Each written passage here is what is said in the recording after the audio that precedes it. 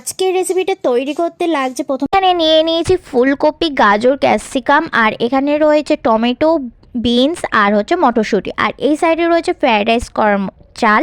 তো আর আর আমরা এদিকে নিয়েছি একটা সসপ্যান, আর এর মধ্যে রয়েছে এলাচ, তেজপাতা, দারচিনি আর রয়েছে লবণ, আর এর মধ্যে দিয়ে দিলাম কিছু পরিমাণের কাজু বাদাম আর কিশমিশ। তো তারপর ওর মধ্যে দিয়ে দেওয়া হয়েছিল চাল।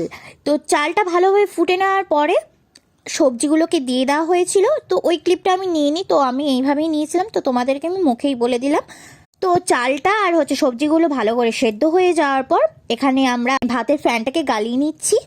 তো তারপরে আমরা নিয়ে নিয়েছি ছোট ছোট করে মাংস কেটে নিয়েছিলাম, তো সেগুলোকে এখন ভালো করে এখানে ভাজছি। তার মধ্যে আমরা একটা দিয়ে দিয়েছি ডিম, তো ডিমটাকেও ভালোভাবে আমরা ভেজে নিয়েছি।